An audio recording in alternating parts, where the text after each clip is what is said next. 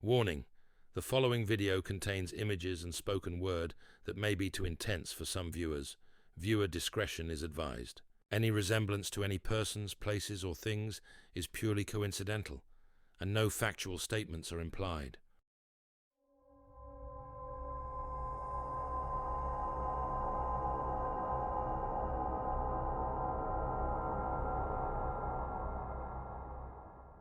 The wind howled through the ancient oaks, rattling their skeletal branches as clouds veiled the pale crescent moon. The cemetery sprawled like a blackened sea, headstones jutting out of the earth like the teeth of a slumbering beast.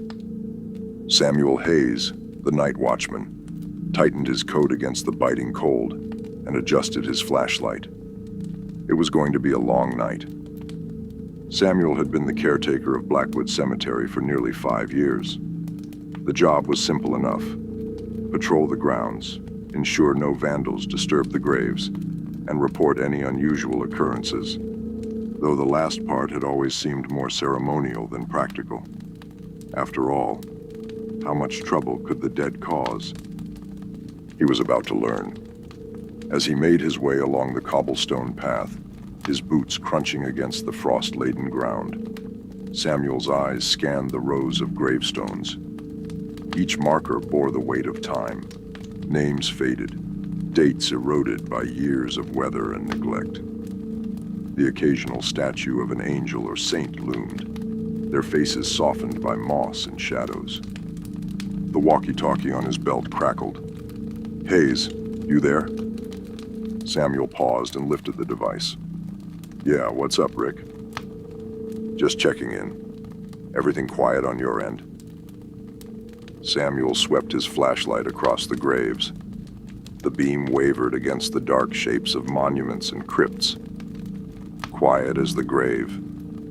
Rick chuckled. "Nice. All right. See you at dawn." Samuel clipped the walkie-talkie back to his belt and resumed his patrol. The cold gnawed at his bones, and the dark pressed in from all sides. He couldn't shake the feeling that the cemetery was more oppressive than usual tonight, as though the earth itself was holding its breath. He dismissed the thought. Just the wind playing tricks, he told himself. But then he saw it, a flicker of movement at the edge of the woods.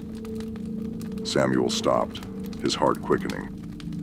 He narrowed his eyes and swept the flashlight toward the disturbance. The beam caught nothing but tangled branches and fallen leaves.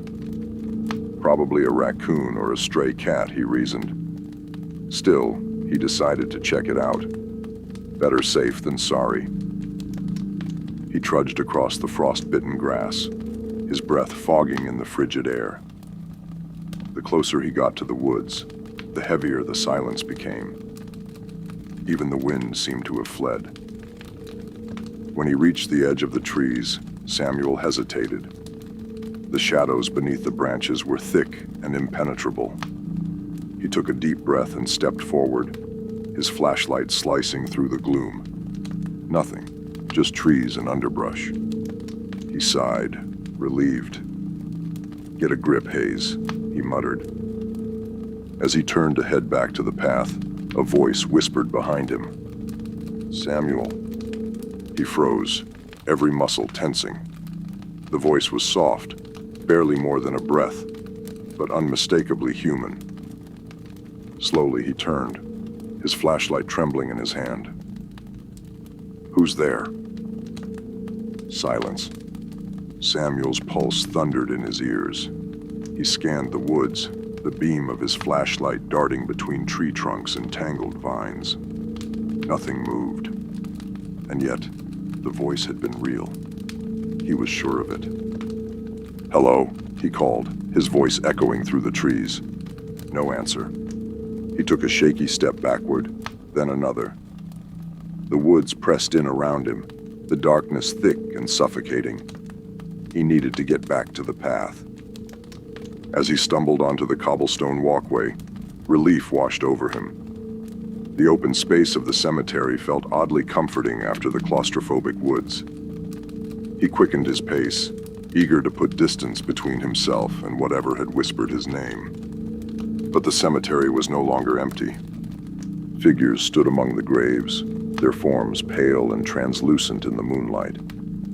Men, women, and children, dressed in clothing from various eras. Victorian gowns, World War II uniforms, tattered farmhand overalls. They stared at Samuel with hollow eyes that glimmered like distant stars. He stopped dead, his breath catching in his throat. The flashlight beam wavered across the spectral crowd, but the light seemed to pass through them as though they were made of mist. Samuel's mind raced.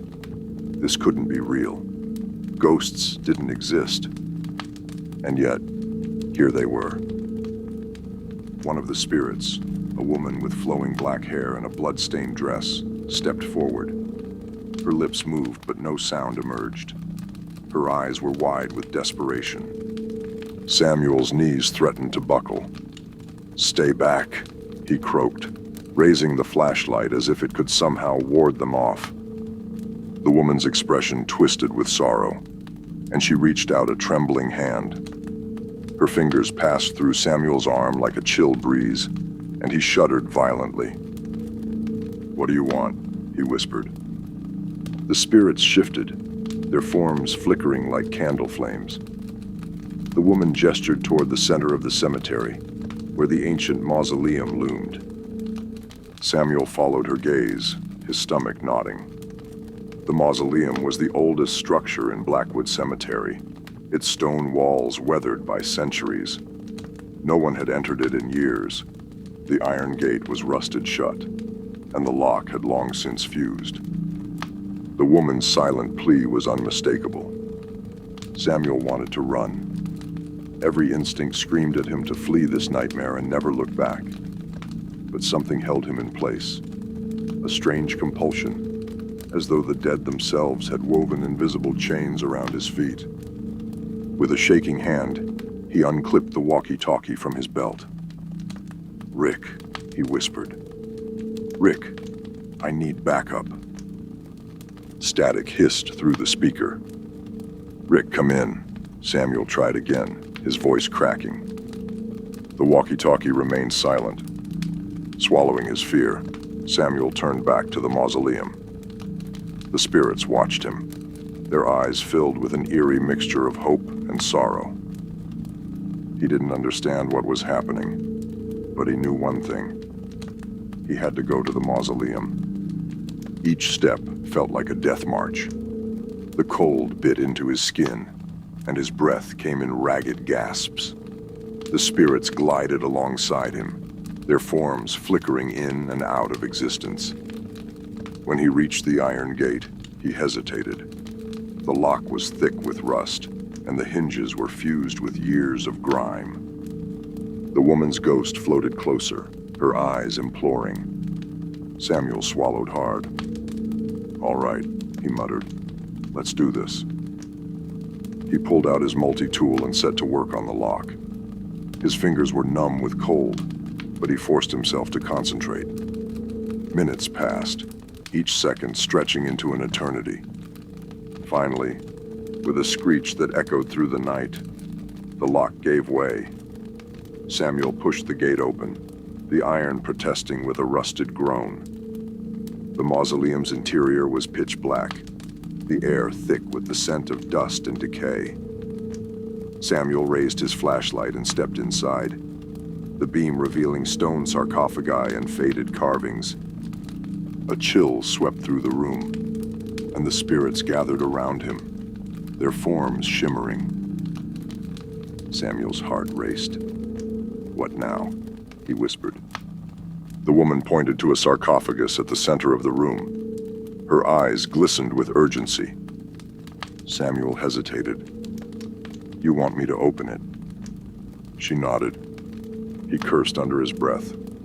This was insane. But the compulsion was stronger than ever, tugging at him like unseen hands. With trembling fingers, he pushed against the heavy stone lid. At first, it didn't budge. But then, with a low rumble, it shifted. The lid slid aside, revealing a skeletal figure draped in tattered robes. In its bony hands, was a small, ornate box. Samuel caught his breath. The box was covered in intricate carvings, its surface glinting faintly in the flashlight beam. The spirits hovered around him, their eyes fixed on the box. Samuel reached out, his fingers brushing against the cold metal.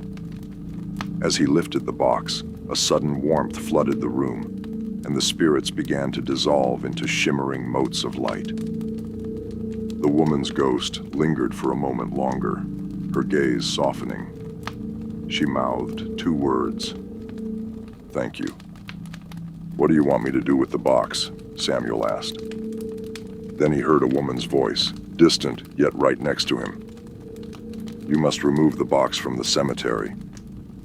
You won't be able to rid yourself of it now. It is now attached to you," the distant voice said. "Find Margaret Holloway. She is the only one that can help you now." Then she, too, faded into the light. Samuel stood in stunned silence, the box heavy in his hands. The oppressive weight that had hung over the cemetery was gone, replaced by a serene stillness. But the box he now held was heavy. It seemed to be draining him. He knew he had to get rid of it fast. As dawn broke over Blackwood Cemetery, Samuel emerged from the mausoleum, the first rays of sunlight glinting off the frost-covered grass. The events of the night felt like a fever dream, but the box in his hands was proof that it had been real. He didn't know what he would do with the box or what secrets it held. But one thing was certain. He would need to find this Margaret Holloway. Hopefully she will know what this was all about.